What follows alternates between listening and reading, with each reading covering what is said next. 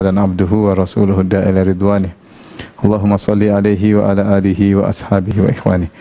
Para pemirsa yang dirahmati Allah Subhanahu wa taala, pada kesempatan yang berbahagia ini kita melanjutkan bahasan kita tentang kisah para anbiya, para orang-orang mulia yang dipilih oleh Allah Subhanahu wa taala, yang Allah menyuruh kita untuk meniru mereka. Fabihudahum muqtadih, ikutilah petunjuk mereka. Dan pada kesempatan yang berbahagia ini kita akan menyampaikan tentang kisah Nabi Ishaq alaihissalam dan juga anaknya Yakub alaihissalam, yang merupakan nenek moyang dari Bani Israel.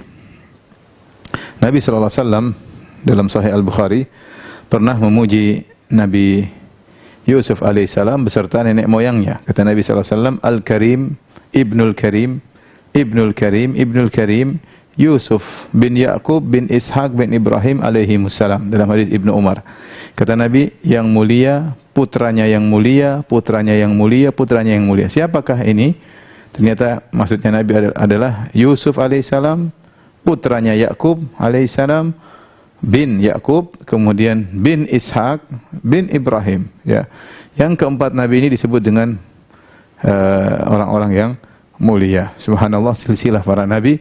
Mulai dari Nabi Ibrahim, kemudian Ishaq, kemudian Yakub, kemudian Nabi Yusuf alaihissalam. Berbeda dengan Nabi Muhammad SAW, ya, Nabi Ibrahim, kemudian Ismail, kemudian jauh baru kemudian muncul Nabi Muhammad SAW.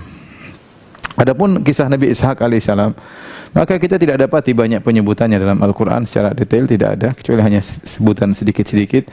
Hanya kita tahu bagaimana kisah kelahiran Nabi Ishaq, sebagaimana pernah kita sebutkan dalam kisah Nabi Lut alaihissalam atau Nabi Ibrahim alaihissalam, di mana Ishaq lahir dari kedua orang tua yang sudah sangat tua. Ibrahim alaihissalam sudah sangat tua dan ibunya Sarah tua lagi mandul. Ya, makanya waktu kata malaikat, fabasyarnahu bi Ishaq wa mi wara'i Ishaq Yaqub. Kata Allah, maka kami memberi kabar gembira kepada istrinya, fabasyarnaha bi Ishaq. Itu kami beri kabar gembira kepada Sarah bahwa dia akan punya anak namanya Ishaq. Wa mi wara'i Ishaq Yaqub, dan setelah Ishaq dia punya anak lagi namanya Yakub, yaitu anaknya Ishaq Yakub. Ini kabar gembira luar biasa bahwasanya dia akan punya anak Ishaq, dan Ishaq ini akan punya anak namanya Yakub. Makanya dia mengatakan, ya wailata a'alidu wa ana ajuzun wa hadza ba'li syaikha.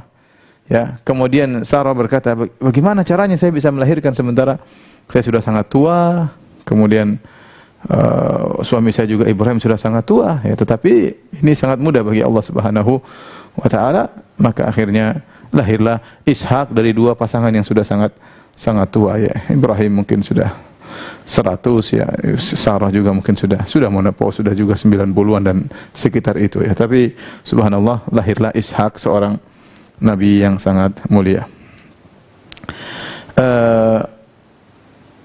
Dan Ishaq, ya, subhanallah, adalah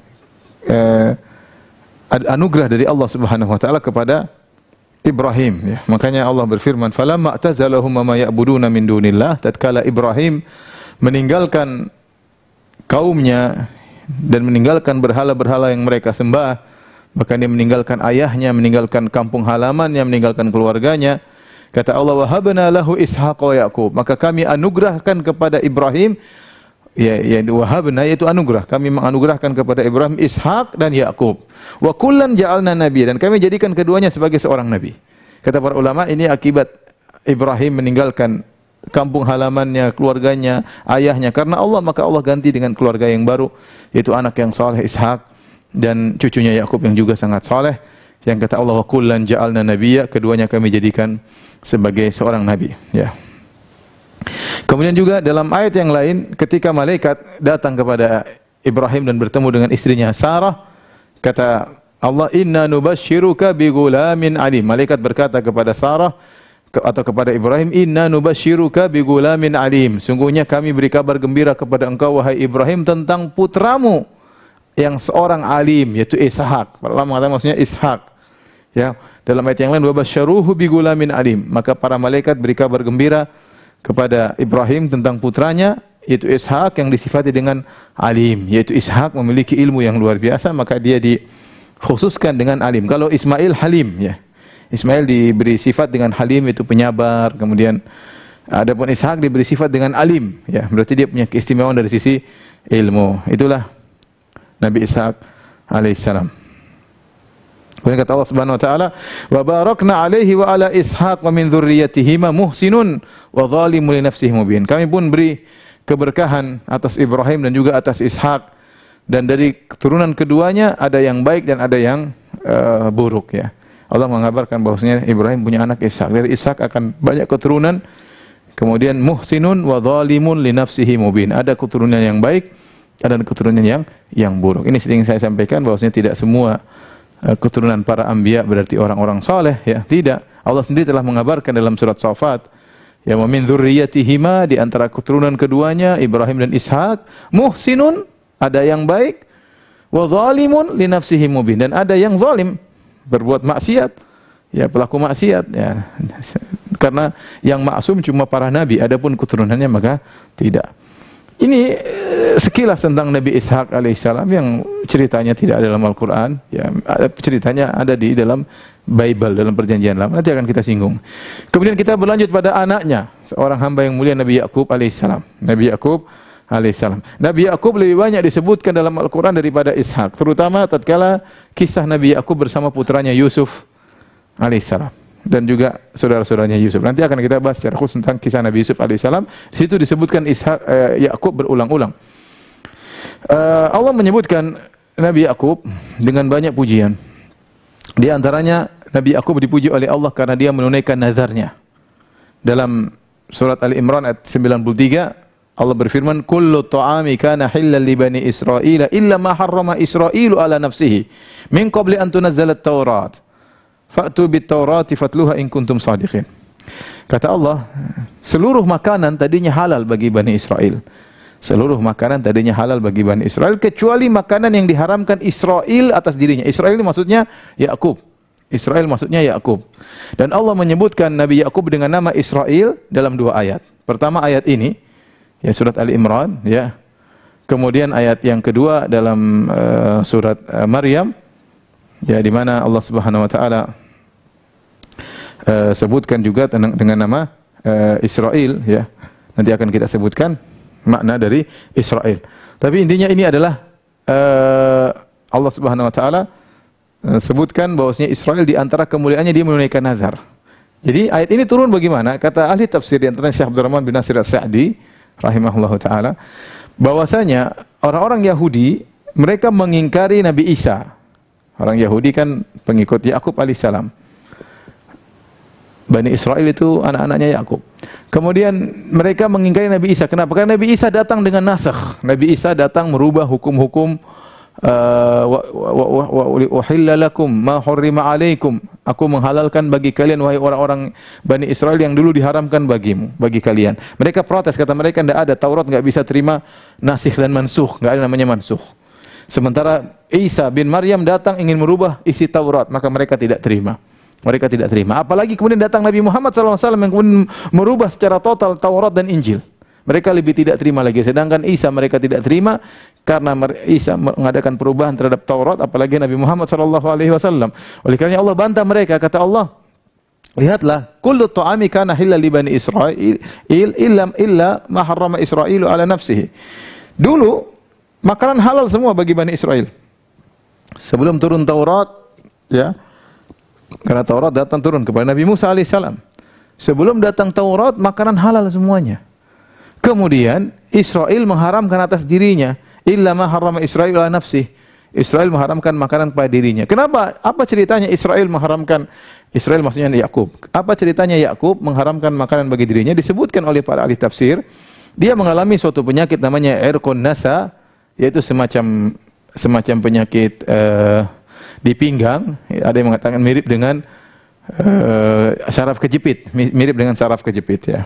Jadi dia kesakitan, akhirnya dia bernadar kepada Allah, ya Allah, kalau aku sembuh, aku tidak akan memakan makanan yang paling aku sukai.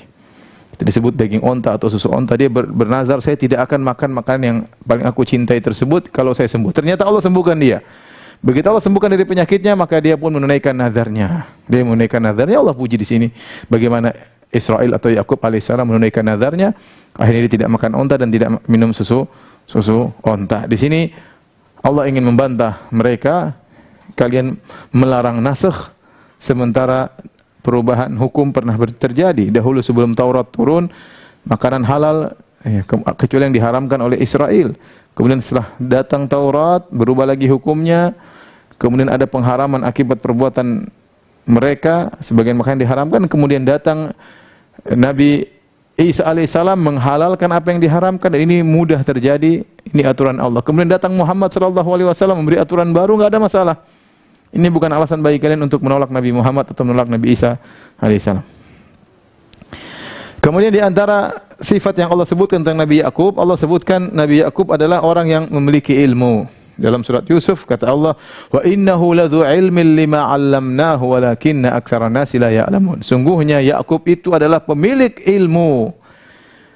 Lima 'allamnahu, dengan ilmu yang telah kami ajarkan kepadanya. Jadi Allah mengajarkan ilmu kepada Nabi Yakub alaihissalam. Walakinna aktsara nasi la ya'lamun, akan tapi kebanyakan orang tidak mengetahuinya. Kemudian di antara sifat Yakub di antara para nabi yang selalu mengingat akhirat. Allah berfirman ya dalam surat Shad, "Wadhkur ibadana Ibrahim wa Ishaq wa Yaqub ulil aidi wal absar." Dan ingatlah hamba-hamba kami Ibrahim, Ishak dan Yaqub yang mereka memiliki ulil aidi, memiliki perbuatan-perbuatan yang besar, wal absar, memiliki ilmu. Kata Allah, "Inna akhlasnahum bi khalisatin dzikrad dar." Kami mengkhususkan mereka dengan suatu perangai yang mulia, yaitu apa? Dzikrad dar, mereka senantiasa ingat akhirat. Apa maksudnya? Ya, kata para ulama, di antaranya Al-Qurtubi, yaitu mereka selalu mengingat akhirat dan mereka semangat untuk menuju akhirat dan mereka mengingatkan manusia untuk akhirat. Ini ciri Ibrahim, Ishak dan Yakub. Makanya setelah itu Allah berfirman, "Wa innahum indana laminal mustafainal akhyar." Dan sungguhnya mereka ini Ibrahim, Ishak dan Yakub di sisi kami termasuk orang-orang yang pilihan, orang-orang terbaik. Orang terbaik pilihan. Ingat ya, saya bicara tentang Yakub khususnya. Dia adalah hamba pilihan. Pilihan dari Allah Subhanahu wa taala. Minal mustafain al-akhyar, pilihan terbaik. Kemudian selalu ingat akhirat. Bahkan mengingatkan orang kepada akhirat. Itu di antara ciri Nabi Yakub alaihissalam. Kemudian di antara ciri menakjubkan Nabi Yakub alaihissalam, beliau selalu mengeluhkan kesedihannya kepada Allah dan bersabar dengan ujian. Jadi ini akan kita jelaskan dalam kisah Nabi Yusuf alaihissalam. Namun di antaranya ya, ketika Yusuf hilang, nanti akan disampaikan dalam kisah Nabi Yusuf. Kemudian putranya juga Binyamin tertahan di Mesir. Maka kata Allah, "Wa tawalla anhum wa qala ya asafa ala Yusuf." Maka dia pun berpaling dari anak-anaknya yang mengabarkan bahwasanya Binyamin tertuduh pencuri, kemudian ditangkap di Mesir.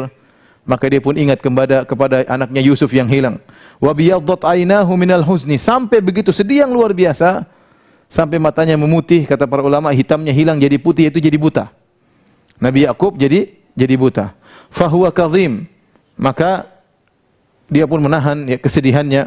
Qalu tallahi tafta'u tadhkuru Yusuf hatta takuna haradan aw takuna minal halikin. Maka anak-anaknya mencela Yakub. Anak-anaknya mencela Yakub. Anaknya berkata, "Wahai ayahanda, engkau ya mengidap penyakit berat. Selalu ingat Yusuf, ingat Yusuf, ingat Yusuf sampai kau sakit, sampai kau hampir mati." Anak-anaknya mencela dia karena ingat Yusuf terus. Apa kata Yakub? Qala innama ashku bathi wa huzni ila Allah. Sungguhnya aku hanya mengadukan ya ashku bathi wa huzni. Bath dan huzn hanya kepada Allah. Apa bedanya bath dengan huzn? Jadi kata Nabi Yakub, perhatikan, innama ashku bathi wa huzni ila Allah. Aku hanya mengadukan al-bath dan huzn kepada Allah semata. Aku tidak mengadukan kepada manusia. Makanya dia mengatakan fasabrun jamil. Apa sabrun jamil? Itu kesabaran tanpa memberikan keluhan kepada manusia. Orang sabar. Kalau orang sabar tapi ngeluh kepada manusia itu bukan sabrun jamil. Sabrun jamil itu kesabaran yang kosong dari curhat kepada manusia. Kalau dikatakan sabrun jamil, tidak curhat kepada manusia. Ini itu tingkatan, tidak semua orang bisa melakukannya. Nah, Yakub alaihissalam dia mengatakan, "Innama ashku bathi wa huzni ila Allah." Sungguhnya aku hanya mengadukan bath dan huzn kepada Allah. Apa makna bedanya bath dengan huzn? Ada dua pendapat syar'um di kalangan para ahli tafsir. Sebenarnya ahli tafsir mengatakan al-bath, mereka sepakat al-bath tingkatnya lebih tinggi daripada huzn. Al-bath itu adalah kesedihan yang parah.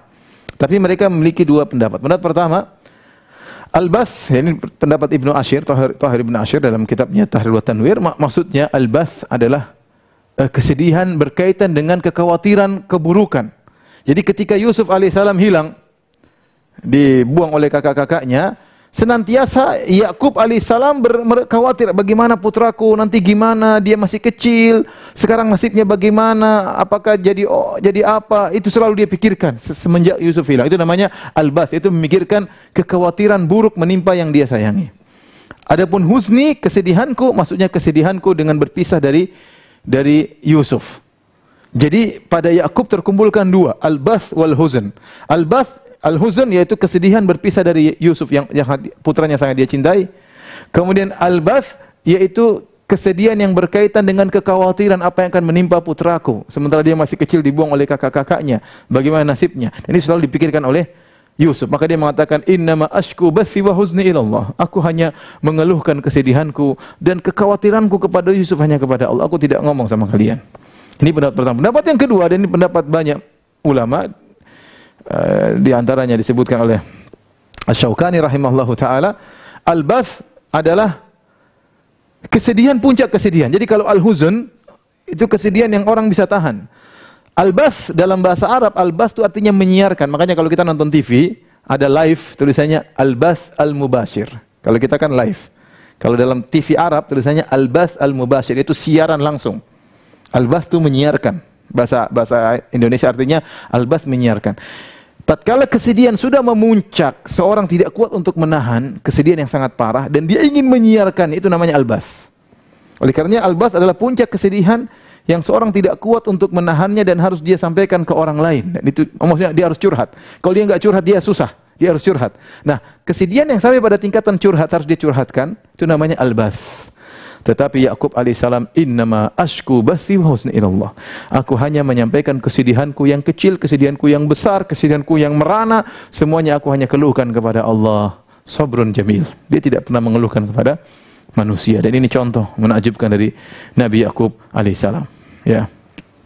Untuk bayangkan Nabi Yakub alaihissalam, ya, dipisahkan dari anaknya Yusuf, ya, sekitar 80 tahun. Kata Hasan al-Basri, saya bacakan perkataan Hasan al-Basri. Kana mundzu faraka Yusufu Yaquba ila an iltaqaya 80 sana. Sungguhnya perpisahan antara Yakub dengan putranya Yusuf 80 tahun. 80 tahun berpisah. Lam yufarik fil huznu lam yufarik al-huznu qalbahu. Selama itu kesedihan tidak pernah lepas daripada hatinya. Wa dumu'uhu tajri ala khaddaihi, dan air matanya selalu mengalir di atas dua pipinya. Wa ma ala wajhil ardi abdun ahabba ila Allahi min Yaqub. Padahal di atas muka bumi tidak ada hamba yang paling dicintai oleh Allah seperti Yakub. Apa kata Hasan al-Basri? Menakjubkan. Perhatikan ini. Faedah luar biasa. Kata Hasan al-Basri rahimahullah, seorang ulama tabi'in, dia berkata, Yakub alaihissalam adalah orang yang paling dicintai di zamannya. Siapa yang paling cintai? Tidak ada. Ishak sudah meninggal dunia. Yusuf masih kecil, belum jadi nabi yang top waktu itu. Masih kecil, baru Allah akan mengangkat dia menjadi seorang nabi. Yang paling mulia di atas muka bumi tatkala itu adalah Yakub alaihissalam. Tetapi 80 tahun semenjak dia berpisah dari Yusuf selalu menangis, tidak pernah berhenti menangis. Sampai ujungnya terakhir dia buta alaihissalam. Padahal dia adalah orang yang paling dicintai oleh Allah di atas muka bumi ini. Ini dalil bahwasanya kalau Allah mencintai seorang bukan berarti dapat kesenangan terus. Bukan berarti kalau orang disayang sama Allah berarti dia kaya, kemudian dia selalu sehat, dia selalu senang-senang, tidak ada masalah problematika, tidak ada. Bukan begitu, tidak harus demikian. Lihat Yusuf alaihissalam, lihat Yakub alaihissalam, orang yang paling dicintai oleh Allah, tapi penderitaannya 80 tahun, tidak berhenti-berhenti, selalu menangis. Maka maksud saya, kita ini berat, ini teori, tapi ini teori kita berusaha ngerti dulu, entah prakteknya urusan belakangan. Tapi maksud saya, kalau kita terkena musibah, jangan selalu suudzon kepada Allah. Kita nggak tahu, bisa jadi Anda dikasih musibah karena Allah sayang kepada Anda. Kata Nabi SAW, Inna Allah idha ahabba qawman ibtalahum. Sungguhnya Allah jika mencintai suatu kaum, Allah akan menguji mereka. Oleh karena ini Yakub alaihissalam seorang yang sabar luar biasa. Kemudian di antara sifat mulia Yakub alaihissalam, perhatian dia kepada anak-anaknya. Perhatian luar biasa. Saya akan sebutkan beberapa perhatian. Pertama, sabar dia terhadap anak-anaknya durhaka. Anaknya 12, nanti akan disebut. Anaknya 12 laki-laki durhaka, kurang ajar. Yang tidak kurang ajar cuma Yusuf sama Binyamin. Yang 10 kompak untuk durhaka, ya, menipu bapaknya. Bapaknya Nabi mereka tipu. Nanti akan kita sampaikan dalam kisah Nabi Yusuf alaihissalam. Akhirnya Yusuf dibuang, lemparkan dalam sumur, dijual. Durhaka anak-anak ini. Bayangkan punya anak 10 durhaka semua, ya. Tapi Nabi Yakub alaihissalam sabar. Yang kedua, Yakub alaihissalam memperingatkan bahaya hasad kepada anak-anaknya. Ini berapa bentuk perhatian Yusuf kepada anaknya. Seperti Yakub memperingatkan bahaya hasad kepada Yusuf. Waktu Yusuf mengatakan ya abati ini ahada asyara kaukaban wa syamsa wal qamara ra'aytum li sajidin. Wahai ayahanda, ya. Aku melihat ada 11 bintang, rembulan dan matahari sujud kepadaku. Apa kata Nabi Yakub alaihissalam? La takhsus ru'yaka ala ikhwatika fayakidu laka kaida. Wahai Yusuf, jangan kau ceritakan kepada saudara-saudaramu. Mereka akan buat makar kepadamu. Kenapa? Saudara-saudaramu hasad nanti. Jangan cerita. Jadi dia sayang kepada anaknya, jangan sampai cerita kepada kakak-kakak yang lain, nanti akan hasad. Bahaya hasad. Yang kedua juga ketika akhirnya Nabi Yakub menyuruh anak-anaknya untuk mencari Yusuf alaihissalam. Suruh pergi ke Mesir. Kata Nabi Yakub alaihissalam, "Ya baniya la tadkhulu min babin wahid, wadkhulu min abwabin mutafarriqah." Wahai anak-anakku, kalau kalian nanti pergi masuk ke kota Mesir, jangan kalian masuk satu pintu, berpisah-pisahlah, berpencarlah kalian. Kenapa kata para ulama? Rata-rata ulama mengatakan Yakub alaihissalam khawatir anaknya terkena ain. Kenapa mereka 11 orang, gagah-gagah badannya, kemudian bajunya beda dengan baju orang Mesir, ganteng-ganteng orangnya, akan menjadi pusat perhatian. Maka pisah-pisahlah, satu dari pintu sana, satu dari pintu sini. Dulu di Mesir ada beberapa gerbang untuk masuk, ya. Jadi nasihat kenapa? Agar jangan mereka terkena hasad, ya. Atau jangan sampai mereka jadi pusat perhatian, kemudian ada para pencuri atau penyamun yang akan merampok mereka. Kemudian Nabi Yakub juga mengajarkan kepada anaknya untuk bertawakal. Setelah Nabi Yakub berkata, "La tadkhulu min babin wahid, wadkhulu min abwabin mutafarriqah, wa ma ughni 'ankum minallahi min syai'. Inil hukmu illa lillah. Alaihi tawakkaltu wa alaihi falyatawakkalul mutawakkilun." Perhatikan kata Nabi Yakub, "Wahai putra-putraku, kalian ingin ketemu pembesar di Mesir. Caranya bagaimana? Masuklah kalian ke Mesir, jangan bareng-bareng satu pintu, pergilah dengan pintu yang berbeda-beda. Kenapa kalau kalian masuk satu pintu rame-rame, bisa kalian dihalangi, bisa ada yang mencuri, ada yang merampok, bisa terkena ain, bisa akhirnya kalian tidak sampai pada sang pembesar yang baik yang ada di Mesir. Maka masuklah kalian dari pintu yang berbeda-beda. Tapi ingat, kata Nabi Yakub, "Mama ugni ankum minallahi syai'a." Mama ugni ankum minallahi min syai'. Aku tidak bisa. Ini sekedar ide, sekedar nasihat, tapi urusan Allah. Ini sekedar nasihat tapi keputusan di tangan Allah. Oleh karenanya, inil hukmu illa lillah. Keputusan di tangan Allah. Kalian sudah berusaha, kalau terjadi sesuatu ya bukan urusanku. Serahkan. Jadi serahkan kepada Allah. Alaihi tawakkaltu, aku bertawakal kepada Allah. Wa alaihi falyatawakkal mutawakkilun. Hendaknya orang-orang bertawakal kepada Allah. Jadi Yakub alaihissalam mengajarkan namanya tawakal yang benar adalah berusaha. Jangan masuk bareng-bareng, masuk berpisah-pisah. Tapi jangan sampai hatimu terikat kepada sebab tersebut. Karena keberhasilan hanyalah urusan Allah Subhanahu wa taala. Ini nasihat luar biasa dari Yakub kepada putra-putranya. Kemudian juga Yakub mengajarkan kepada anaknya itu tidak putus asa. Ya bani yadhhabu fatahassasu min Yusufa wa akhihi wa la tayasu min rahillah. Wahai anak-anakku, pergilah kalian carilah kabar tentang Yusuf dan saudaranya dan jangan kalian putus asa dari rahmat Allah. Jangan pernah putus asa, kata Nabi Yakub. Dia saja sudah 80 tahun terpisah dari Yusuf, dia tidak putus asa. Dia berdoa, setelah 80 tahun baru Allah kabulkan doanya. Bayangkan, tidak putus asa dengan doa kepada Allah Subhanahu wa taala. Selama masih bernafas, selama masih bisa nyawa di dalam nafas, masih di kerongkongan, berdoa terus, tidak ada putus asa. Dan dia yang mengatakan, wala tayasu mir rahillah, wahai anak-anakku jangan putus asa dari rahmat Allah Subhanahu wa taala. Sementara dia sudah 80 tahun terpisah dari putranya Yusuf alaihissalam.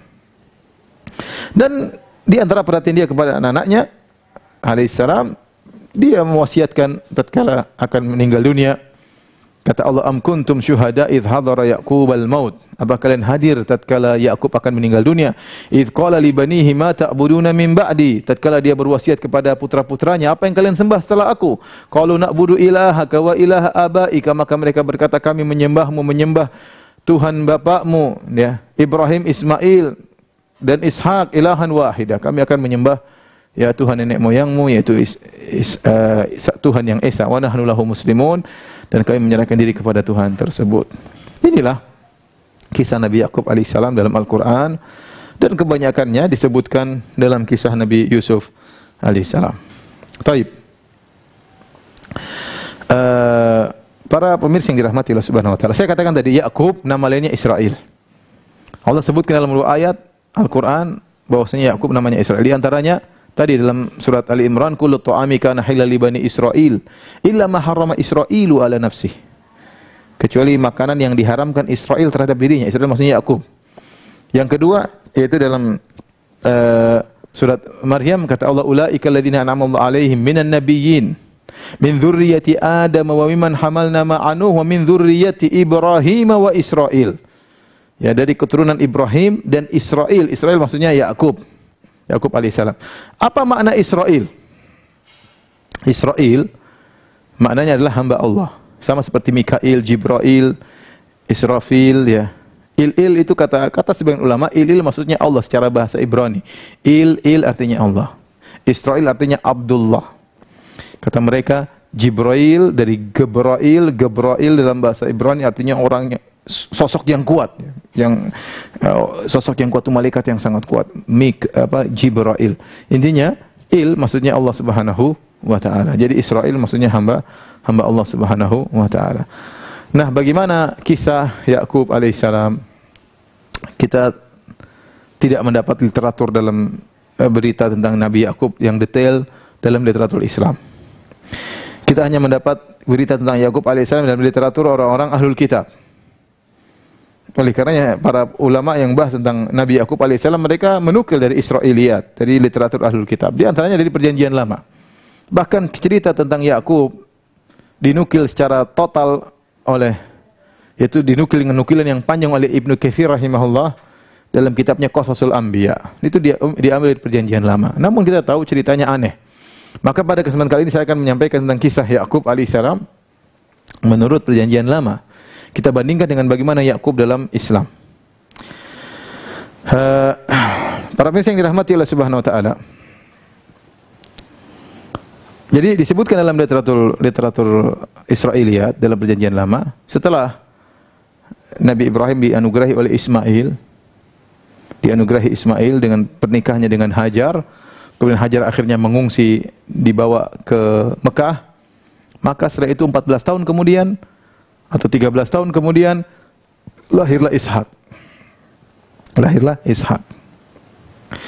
Kemudian Ishak menikah dan punya anak dua, namanya Isu atau Al-Is dengan Yakub. Ishak punya anak namanya Al-Isu dan Yakub, dan istrinya namanya Ribqah atau dalam literatur Islam namanya Rifqah. Istri namanya Ribqah.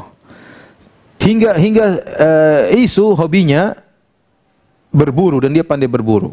Adapun Yakub sering di rumah membantu ibunya. Oleh karena ibunya sangat sayang kepada Yakub. Ingat, ini literatur Perjanjian Lama, bukan hadis yang sahih.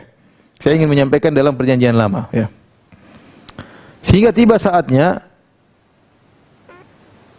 Ishak ingin memberikan keberkatan atau kenabian kepada putranya yang paling sulung, yaitu Isu. Jadi Isu lebih kakak, Yakub adiknya. Saya bacakan ceritanya dalam Perjanjian Lama. Ketika Ishak sudah tua dan matanya telah kabur, sehingga ia tidak dapat melihat lagi, dipanggillah Isu, anak sulungnya. Serta ia berkata kepada anaknya, "Anakku." Sahut anaknya, "Ya Bapak." Berkatalah Ishak, "Lihat aku sudah tua. Aku tidak tahu bila hari kematianku, kapan hari kematianku, aku mau mati intinya. Maka sekarang ambillah senjatamu, tabung panahmu dan busurmu, pergilah ke padang dan burulah bagiku seekor binatang. Olahlah bagiku makanan yang enak dari binatang tersebut seperti yang aku sukai. Sesudah itu bawalah kepadaku supaya aku makan, agar aku memberkati engkau sebelum aku mati." Jadi dia merasa dia akan mati, dia suruh anaknya Isu untuk berburu makan makanan enak, dari setelah itu baru dia kasih keberkahan agar Isu menjadi nabi. Rupanya ibunya Ribka mendengarkannya, istrinya Ishak, yaitu ibunya Isu dan ibunya Yakub dengar.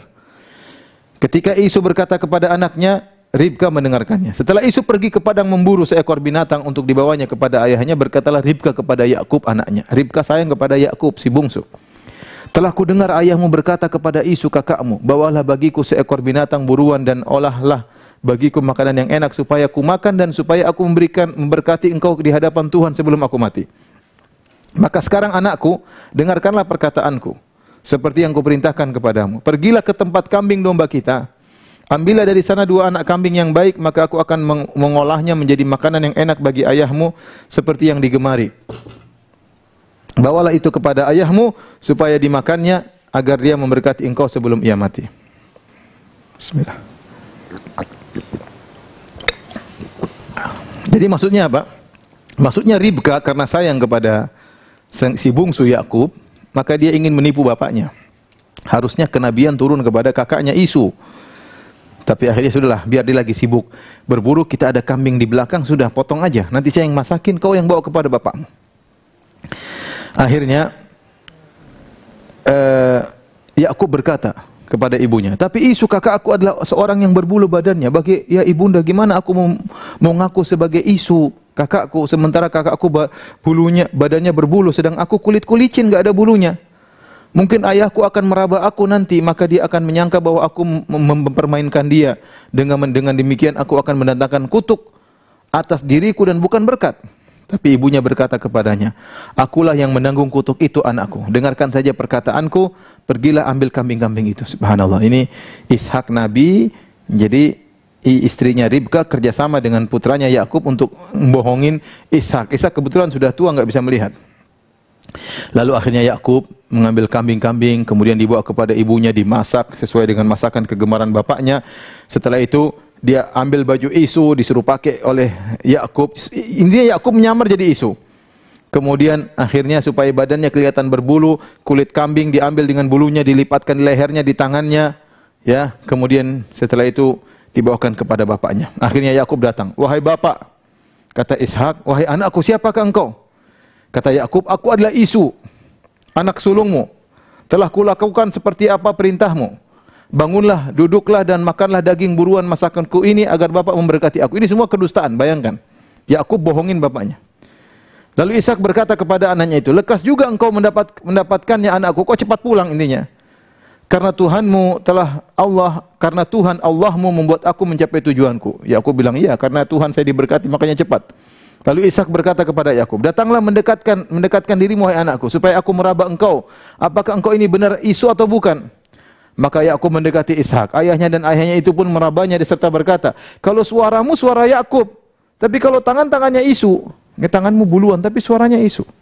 Padahal pakai kulit kambing. Ishak tidak mengenalnya karena tangannya berbulu seperti tangan Isu, kakaknya. Ishak hendak memberkati dia, tetapi ia masih bertanya, benarkah engkau ini Isu? Yakub bohong lagi. Iya ayah. Lalu Ishak berkata, dekatkanlah makanan itu kepadaku supaya ku makan daging buruan masakan anakku, agar aku memberkati engkau. Jadi didekatkanlah makanan itu kepada ayah, lalu ia makan. Intinya akhirnya saya terlalu panjang, ini nanti bisa buka perjanjian lama, nanti yang punya Injil silakan buka ya. Intinya dikasih makan, akhirnya diciumlah, dikasih berkat. Engkau akan jadi penguasa, saudara-saudaramu akan tunduk kepadamu, dan seterusnya berkat-berkat yang didoakan Ishak kepada Yakub. Akhirnya setelah itu datanglah Isu belakangan, sudah masak, sudah siap, kemudian datang. Dia mengatakan, "Bapak, ini makanan sudah siap." Kata Ishak, "Siapa engkau ini?" "Aku Isu." Ishak kaget, "Loh, tadi siapa yang bawa makanan? Aku telah makan semuanya, sudah selesai, berkat sudah selesai." Akhirnya dia pun nangis. Wah, Isu orang menangis ya. Ya, kemudian, "Berkatilah aku juga Bapak, jangan semua si Yakub doang, aku juga." Kata Ishak, ya, adikmu telah datang dengan tipu daya. Aku telah dibohongin oleh Yakub adikmu.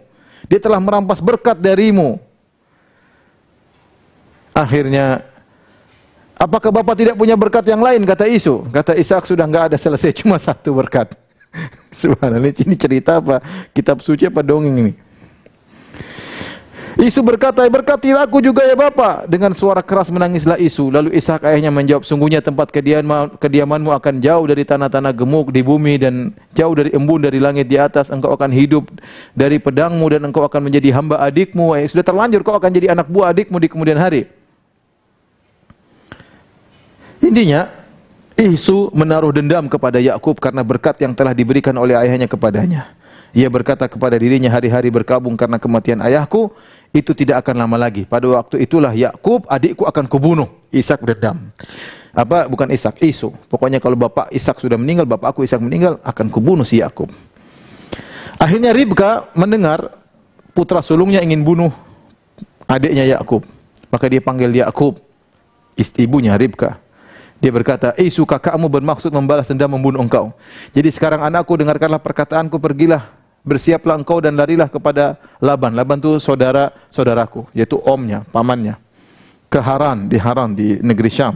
Dan tinggallah padanya beberapa waktu lamanya sampai kegeraman dan kemarahan kakakmu itu surut daripadamu. Dan ia lupa apa yang telah engkau perbuat kepadanya. Kemudian aku akan menyuruh orang menyebut engkau dari situ. Mengapa aku akan kehilangan kamu berdua pada satu hari juga? Akhirnya inilah ceritanya. Kata ibunya, udah Yakub, kamu segera pergi. Maka pergilah Yakub. Ini cerita, subhanallah, dibingungkan oleh para pendeta. Mereka gimana nafsirkan cerita ini? Bagaimana kenabian dirampas dengan kelicikan, kebohongan? Pertama, perhatikan. Pertama, cerita ini menuduh Ribka, istrinya Nabi, kurang ajar. Bayangkan bohongin suaminya. Bohongin kerjasama dengan putranya Yakub. Kemudian menjelaskan Yakub tukang bohong. Bayangkan bohongin bapaknya. Bagaimana tukang bohong jadi Nabi? Yakub kok bisa jadi nabi? Bohongin bapaknya untuk merebut keberkatan dari dari kakaknya. Kemudian apakah kenabian adalah keturunan yang berhak Ishak kasih sana kasih sini? Kemudian kalau Ishak bisa ditipu, bagaimana Allah mau tertipu? Bukankah keberkatan dari Allah? Allah kan tahu ini Yakub bohongin, masa mau dikabulkan doanya Ishak? Ini kayak cerita Yunani atau cerita apa? Bagaimana cerita seperti ini? Ya. Kemudian bagaimana mungkin setelah itu Yakub masih didoakan lagi oleh Ishak? Setelah itu Ishak sudah tahu Yakub bohongin, dia masih didoakan lagi sama Ishak. Ya, ini aneh. Ini intinya mencela Yakub, dikatakan pembohong, padahal ini nenek moyang mereka Yakub. Kemudian mencela ibunya juga tukang bohong, Ribka. Kemudian mencela Ishak, masa Ishak sudah tahu anaknya bohong masih didoain lagi. Kemudian mencela Allah, bagaimana ya Ishak berdoa kemudian dikabulkan oleh Allah padahal dia sedang ditipu oleh Yakub. Ini tidak ada dalam Al-Quran seperti ini. Baik, kita lanjutkan versi mereka. Akhirnya Yakub pergi ke Haran, ketemu dengan pamannya Laban. Di sana ternyata pamannya Laban punya anak dua, namanya Lia dan Rahel. Rahel cantik bungsu, Lia kurang cantik. Akhirnya si Yakub alaihissalam, ini dalam cerita mereka, tertarik sama Rahel. Kemudian dia bilang sama omnya, "Om, saya ingin nikah sama anak om Rahel. Nah begini aja, kalau kau mau nikah, kau kerja sama saya 7 tahun. Oke. Setelah 7 tahun nikah sama Rahel, karena Rahel yang cantik. Setelah Yakub bekerja selama 7 tahun, kemudian terjadi pernikahan, kemudian disuruh masuk di kamar, intinya untuk bertemu dengan istrinya. Begitu dia ketemu, ternyata bukan Rahel, ternyata yang dikasih Lia yang kurang cantik. Akhirnya Yakub bilang, "Om, gimana? Kan kita janji sama Rahel, kenapa kau kasih Lia? Rahel yang cantik, Lia kurang cantik." Apa kata omnya? Tidak, dalam adat kita enggak benar kalau adik nikah dulu sebelum kakak. Sudah kakaknya dulu, kamu kerja lagi 7 tahun lagi supaya kamu dapat Rahel. Akhirnya Yakub kerja lagi selama 7 tahun untuk mendapat Rahel. Akhirnya dinikahi kakak beradik. Ini menurut mereka ini dulu boleh menikah Lia dan Rahel. Akhirnya Lia punya budak namanya Zilfa, ya. Adapun Rahel punya budak namanya Bilha. Ketika menikah ternyata Lia punya anak. Akhirnya Rahel pun cemburu. Akhirnya Rahel menghadiahkan budaknya bernama Bilha kepada Yakub. Akhirnya Yakub nikahi punya anak. Akhirnya Lia pun cemburu, dia hadiahkan budaknya Zilfa kepada Yakub. Akhirnya punya anak juga. Akhirnya Yakub punya 4 istri, yaitu Lia, kemudian adiknya Rahel, kemudian budaknya Rahel yaitu Bilha, dan budaknya Lia yaitu Zilfa. Dan ini 4 dinikahi. Dari 4 ini punya anak 12. 12 anak ini disebut dengan Banu Israel. Adapun Rahel, inilah ibunya Binyamin dan Yusuf. Rahel ini ibunya Binyamin dan Yusuf. Adapun 3 yang lain punya anak 10. 10 sisanya dari 3 ibu tersebut. Saya bacakan ini dalam Perjanjian Lama, bisa dilihat dalam kitab Kejadian 35 ayat 23 sampai 27. Dari istri pertamanya Lia lahirlah anak bernama Ruben, Simon, Lawi, Yahuda, Isakhar dan Zebulon. Dari Rahel lahir Yusuf dan Binyamin. Dari Bilha lahirlah Dan dan Naftali. Dan dari Zilfa Gad dan Aser. Inilah 12 anak dari Yakub, yang 12 anak disebut dengan Bani Israel. 2 diantaranya Binyamin dan Yusuf, ibunya Rahel. Sisanya Yanti cemburu kepada Binyamin dan Yusuf. Akan kita sebut dalam kisah Nabi Yusuf alaihissalam. Baik, kita masih ada sedikit waktu. Di antara cerita yang aneh dalam Bible, dalam Perjanjian Lama, kisah judulnya Yakub bergulat melawan Allah. Bayangkan, Yakub bergulat melawan Allah. Jadi Yakub berkelahi lawan Tuhan. Ini aneh dan ini cerita dibikin bingung para pendeta gimana menafsirkan cerita ini. Sampai sekarang mereka bingung coba tafsirkan cerita ini. Jadi ceritanya suatu hari, jadi Yakub ini takut tahu kakaknya Isu datang ingin membunuh dia, maka dia pun kabur ketakutan. Ya, sampai dia bawa istrinya, kedua istrinya, bawa kedua budaknya, akhirnya menyeberangi tempat sungai dan yang lainnya. Dia pergi, ya. Ketika, ya, saya bacakan penulisannya. Pada malam itu Yakub bangun dan ia membawa kedua istrinya, kedua budaknya perempuan dan ke-11 anaknya, dan menyeberangi di tempat penyeberangan sungai Yabok. Sesudah ia menyeberangkan mereka, ia menyeberangkan juga segala miliknya. Lalu tinggallah Yakub seorang diri. Perhatikan, dan seorang laki-laki bergulat dengan dia sampai fajar menyingsing. Ada orang laki-laki bergulat sama dia. Ketika orang itu melihat bahwa ia tidak dapat mengalahkannya, orang yang berkelahi dengan Yakub tidak bisa mengalahkan Yakub, ia pukul sendi pangkal Yakub. Maka pangkal Yakub dipukul sama orang tersebut. Lalu kata orang itu, biarkanlah aku pergi karena fajar telah menyingsing. Lepasin aku ingin balik karena fajar sudah terbit. Sahut Yakub, aku tidak akan biarkan engkau pergi jika engkau tidak memberkati aku. Berkati aku dulu sebelum kau pergi. Bayangkan, Tuhan ditangkap suruh kasih berkat. Bertanyalah orang itu kepadanya, siapa namamu? Sahutnya Yakub. Lalu kata orang itu, namamu tidak akan disebut lagi Yakub tapi Israel. Ini asal muasal kenapa menurut mereka Yakub disebut Israel, karena sempat nangkap Tuhan nggak bisa pergi. Sebab engkau telah bergumul melawan Allah dan manusia dan engkau menang. Bayangkan, lawan Tuhan kalah, dia menang. Ya, kata Yakub, katakanlah juga namamu. Tapi sahutnya, mengapa engkau menanyakan namaku? Lalu diberkatinya lah Yakub di situ. Jadi Tuhan ini kasih berkat sama Yakub. Yakub menamai tempat itu dengan Peniel, sebab katanya, aku telah melihat Allah berhadapan muka, tetapi nyawaku tertolong. Lalu tampaklah kepadanya matahari terbit ketika ia telah melewati Peniel, dan Yakub pincang karena pangkal pahanya tadi dipukul Tuhan. Itulah sebabnya sampai sekarang orang Israel tidak memakan daging yang menutupi sendi pangkal paha, karena dia telah memukul, karena dia D besar, karena dia Allah telah memukul sendi pangkal Yakub pada otot pangkal pahanya. Buka kitab Kejadian 32 ayat 22 sampai 32. Lihat, ini kisah Tuhan kalah gelut sama Nabi Yakub alaihissalam. Cuma ini aneh, coba bayangkan. Sebelumnya disebutkan, ini kan ayat Kejadian 32 ayat 20 sampai 32. Sebelumnya ayat 21, ayat 1 sampai 21 cerita bagaimana Yakub ketakutan mau dibunuh sama kakaknya Isu. Tahu-tahu dia ketakutan manusia, tahu-tahu berkelahi sama Tuhan kalah. Kemudian Tuhan mau minta izin, wah Yakub, lepasin aku, sebentar lagi fajar menyingsing. Emang Tuhan, kalau fajar menyingsing Tuhan kenapa? Kayaknya tugasnya harus segera kembali ke langit sebelum fajar menyingsing. Apa Tuhan punya kerja waktu tertentu ya, dan yang lainnya. Kemudian Tuhan minta dilepasin. Yakub paksa. Enggak, saya enggak dilepasin engkau sampai aku kasih berkat sama saya. Subhanallah. Tuhan dipaksa sama Yakub alaihissalam. Ya. Terus apa fungsinya Allah menceritakan kisah ini dalam Perjanjian Lama di Taurat? Apa membanggakan bahwasanya hambanya yang pernah diciptakan pernah mengalahkan dia. Intinya, kisah ini membuat rahib dan para pendeta Nasrani kebingungan menghadapi teks ini. Mereka harus menafsirkan dengan banyak penafsiran, dengan banyak pentakwilan, ya. Mereka bingung, ya. Ya. Kita coba bayangkan tadi tentang Yakub alaihissalam yang kita sebutkan dalam versi Al-Quran, yang saleh, penyabar, ya, jujur, bertakwa. Adapun Yakub versi Injil tadi apa? Penipu, nipu kakaknya. Kemudian semacam-macam. Gimana cerita Nabi Yakub alaihissalam seperti itu, ya.